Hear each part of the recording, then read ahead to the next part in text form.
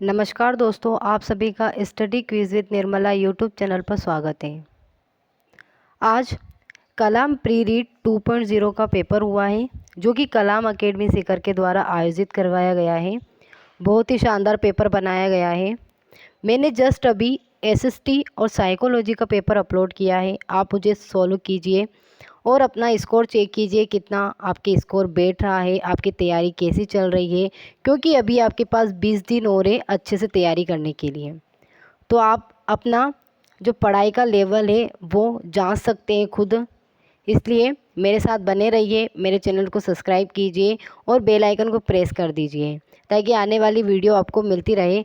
और एक बात याद रखिए कि ये पेपर जो बनाया गया है एसएसटी का, जो मैंने आपको अभी अपलोड किया है, वो पूरा पेपर 6 से 10 तक की जो बुक्स है आरबीएससी, उन्हीं में से बनाया हुआ है पेपर है।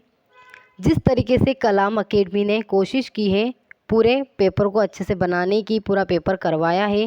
ठीक हो सकता है आरबीएससी भी रीट का जो पेपर है ओरिजिनल बनने वाला है, बन चुका होगा अभी तक तो उसमें भी 6 से 10 तक के ही कह सकते हैं क्वेश्चन आएंगे, यानी छठी से 10वीं तक की बुक से ही लगभग सारे क्वेश्चन लेने की संभावना रहेगी। इसलिए आपसे रिक्वेस्ट है, आप जितना ज़्यादा हो सके 6 से 10 तक की जो बुक्स है उन्हें अच्छे से रट लीजिए और मेरे साथ बने रहिए, क्योंकि मैं भी अपने चैनल पर 6 से 10 तक की बुक्स का कंटेंट अवेलेबल करवाती हूँ, अपलोड करती हूँ क्वेश्चन के माध्यम से। तो चलिए देखिए हिंदी का पेपर कैसा था। ये भाषा 1 का पेपर है, लैंग्वेज 1 हिंदी। जिनके भी लैंग्वेज 1 हिंदी है वो इस पेपर को सॉल्व कीजिए और अपना स्कोर चेक कीजिए। तो पहला प्रश्न था गद्यांश से संबंधित। इस गद्यांश को आप अच्छे से पढ़ लीजिए। रीट में प्लस पॉइंट ये होता है कि इसमें माइनस मार्किंग नहीं होती है। आपको जितने क्वेश्चन आते हैं वो कीजिए, उसके बाद आप जो नहीं आते हैं वो जो डाउटफुल क्वेश्चन रहते हैं उनको भी अपने अकॉर्डिंग सॉल्व कर सकते हैं। तो आप गद्यांश पढ़िए। गद्यांश के बाद पहला प्रश्न दिया गया है, प्रत्यय रहित पूछा गया है कि इनमें से किसमें प्रत्यय नहीं है। दूसरा प्रश्न है 32वां, अतएव में संधि पूछी गई है। तीसरा है विशेषण की तरह प्रयुक्त नहीं हुआ है। गद्यांश को पढ़कर देखना है कि इन चारों शब्दों में से कौन विशेषण की तरह प्रयुक्त नहीं हुआ है। 34वां देखिए, बेल का पर्यायवाची बताना था। 35वां सर्वोपरि शब्द में समास बताना था, क्या होगा। फिर दूसरा प्रश्न यानी कि दूसरा नंबर का भी गद्यांश था, गद्यांश दिया गया है। फिर इस गद्यांश को पढ़कर ही बाकी 36 से 40 तक के आंसर आपको देने हैं। गद्यांश अच्छे से पढ़ लीजिए। आपने गद्यांश पढ़ लिया होगा। इसमें 36वां क्वेश्चन काल से संबंधित है। 37वां बहुवचन, किसमें बहुवचन प्रयुक्त हुआ है वो पूछा है। स्त्रीलिंग शब्द छांटना था। निरीह शब्द को अंडरलाइन किया गया है और पूछा गया है इसका अर्थ क्या है। राजस्थानी शब्द जो इसी बार रीट में जोड़ा गया है, गद्यांश के माध्यम से एक राजस्थानी शब्द आपके आएगा। तो यहाँ पर रेवाड़ो पूछा गया है, रेवाड़ो प्रचलित है। भेड़ बकरियों का समूह, भेड़ बकरियों को रखने का स्थान, रियासतों का नाम या फिर भेड़ बकरी पालक जाति। रेवाड़ो किसे कहते थे, आप मारवाड़ी लोग हैं, आपको अच्छे से याद होगा। 41वां वाक्य का प्रकार पूछा गया था। 42वां निम्न में से लाघव चिन्ह है वो पूछा गया था। वाक्य पूछा गया था, हो सकता है सुबह तक इस समस्या का निदान हो जाए, किस प्रकार का वाक्य है।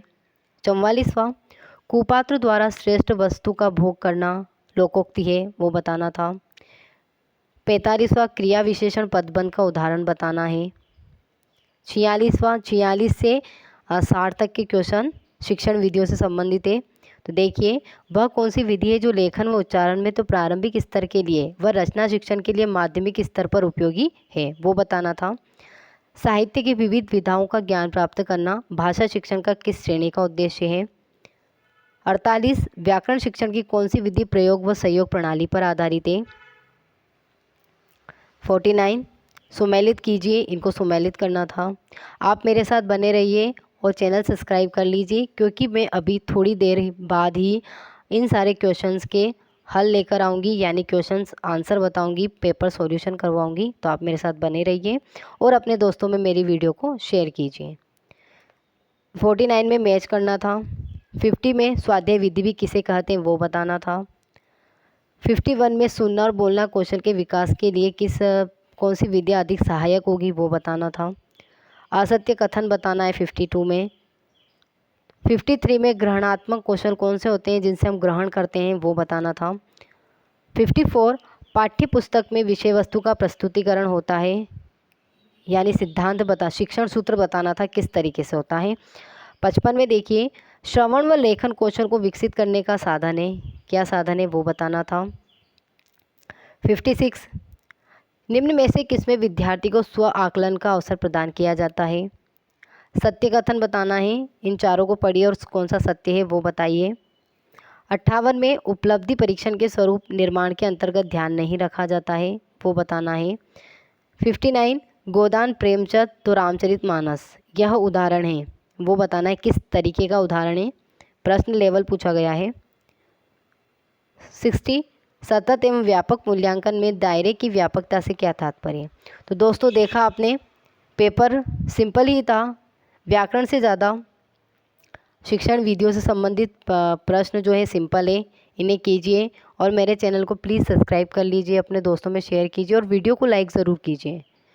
आप जितना सपोर्ट करते हैं आप खुद जानते हैं उससे उत्साहवर्धन होता है, उत्साह बढ़ता है और अच्छे से काम करने की कह सकते हैं अच्छे से काम करने के लिए तत्पर रहते हैं। तो आप अगर चाहते हैं कि हम तत्पर रहें तो आप हमारे साथ बने रहिए। धन्यवाद।